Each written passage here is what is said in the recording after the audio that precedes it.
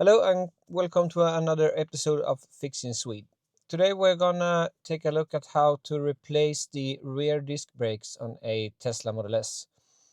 And the problem with the brakes is not that they get worn out, it's often that they get too rusty because the electric cars doesn't use the brakes as much as a regular car. To start with, there are two versions of the rear disc brakes on the Tesla Model S. It's the Mando brake and the Brembo brake. The Mando is the one with one caliper and the Brembo is the one with two calipers. One for the normal brake and one for the parking brake. When ordering the discs for the rear brakes, there are two versions. The difference between the two versions is the size of the center that you can see on the picture here. And if you choose the larger one, the center of the hub will be larger than the center of the actual wheel. These are the tools that are needed to do this work.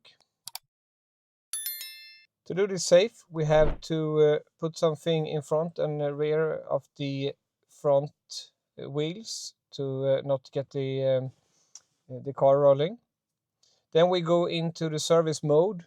We press the service tab and jack mode to shut off the suspension, the air suspension. Then we hold the foot on the brake and we engage the tow mode. When we engage the tow mode, the parking brake will release and we will be able to do the job on the rear brakes. You can see in the center display that tow mode is now enabled.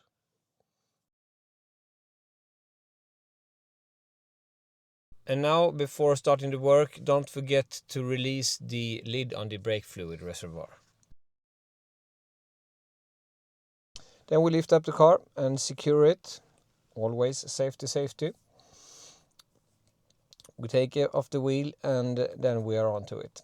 The first thing we're gonna do is to disconnect this wire. And then we are gonna remove these two bolts. One up and one down. To remove this connection, you take a small screwdriver and just get it in under the red tab, and then you would be able to release it. Next, we take a 40mm hex and release the two bolts. Sometimes you need to hold on to this one because it may rotate, but often that is no problem. It's more when you get it back together again. Then we can try to jiggle it off. It often goes quite smoothly. And make sure not to just let it hang. You have to let it lean on something or hang it in a hook or something. You don't want to let it hang in only the brake line. Next, we're gonna remove this bracket. It's with an E18 socket. Make sure you have one and don't just use a hex tool. It's a E18 socket. Then we should be able to remove this whole part, and you can see the brake pads. They are actually quite fastened in this socket, and we're going to look at that later. Then we take a TX45 socket to release the retaining bolt for the disc. Next step, you want to have some ear protection because you have to get a hammer or something and punch the disc to get it loose. And yeah, you can see it's quite rusty, and that's not really good. And on the back it actually looks worse. As you can see, the brake pads are stuck together with the retainer, and they should not sit this hard. What we're gonna do, we're gonna take off this sliding plate, and what we can see here is when we try to clean it, it's really rusty, and the rust, it expands, and then it makes the brake pad to not come loose and not move freely, and that's the problem, and that's also a part of the rust problem on the discs. You can see here. You could do this with another tool, but I find the Dremel tool to be quite good. As you can see, it's even if I grind it off, it's still rust. You should grind it off until you have some free bare metal.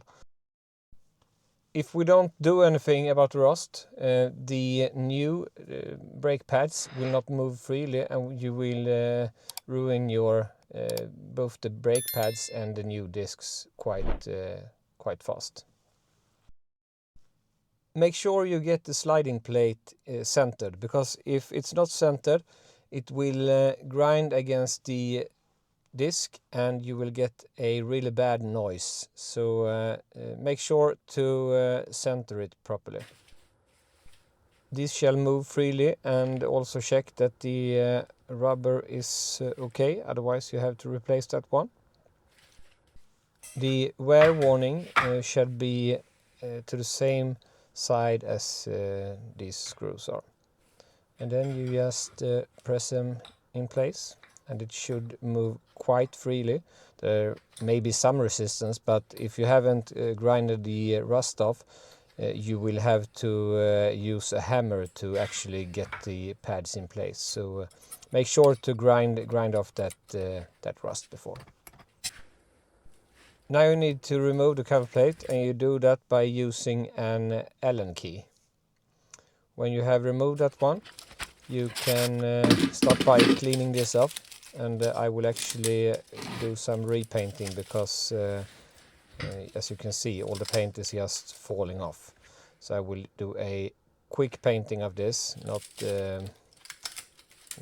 any fancy, but just to protect it a little bit more.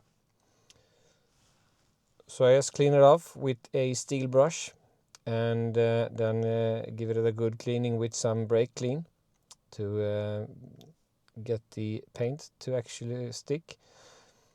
Important to use an aluminium primer, as this is aluminium. And today you see I do this in a budget way, but yeah, it works and will protect the aluminium from further corrosion. I also make sure to clean the hub, because if it's too much dirt here, the disc won't align properly, and you can get vibrations when you drive. Put back the retaining screw for the disc, and now you should be able to move this freely. Next is to reinstall the bracket, and as we saw when we removed it, it's 2 retaining screws on the back that we shall use to do this.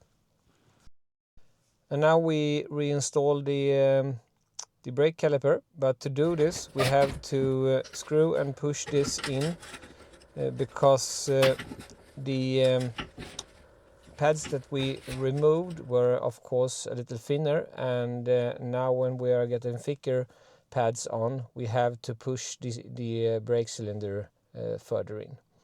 So I use a tool like this.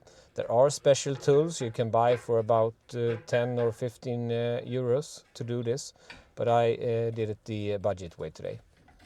Don't forget to reinstall the cover plate, otherwise you will need to remove the brake caliper again if you don't remember to do this right now. After reinstalling the cover plate, we can install the brake caliper onto the disc.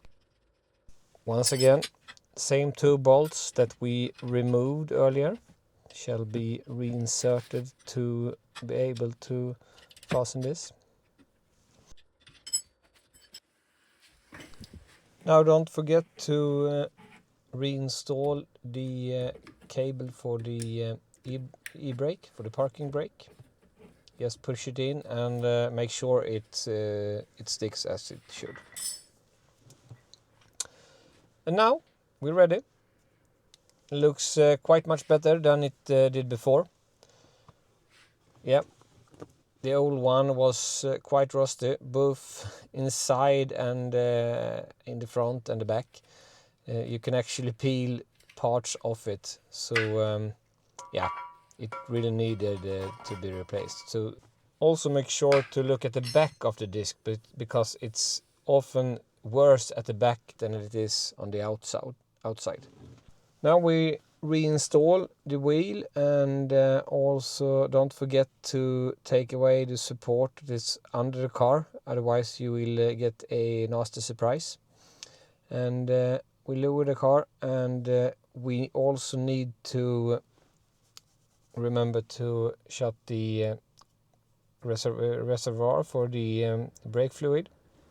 Now we'll go into the service menu again, and we'll disengage the tow mode, and we'll get a warning. Do you really want to do this? Yes, we want to do this. We need to hold this pressed, and when we have done it, it's not sure that everything looks great, because it will say parking brake not applied, vehicle may free roll. You may need to engage and disengage the handbrake a couple of times for this to actually align properly, and for the computer to say that everything is okay. So this park brake fault, you should not panic when you get this. It's just to put it in drive and then put it in park again, so the parking brake engages, and put it in drive again and park again, and this will engage and disengage the parking brake, and soon it will be in the correct place, and the error message will disappear. And now we can start driving the car, and we'll see if everything works as it should. Yeah, it looks good. No more error messages when we engage and disengage the parking brake by putting the drive in and then putting it back to park. Now don't forget to tension the bolts a little bit more when you have rolled the car. Now we got a much cleaner look without the rusty disc brakes. If you like this video, don't forget to subscribe for more videos like this about Tesla and also other cars. See ya!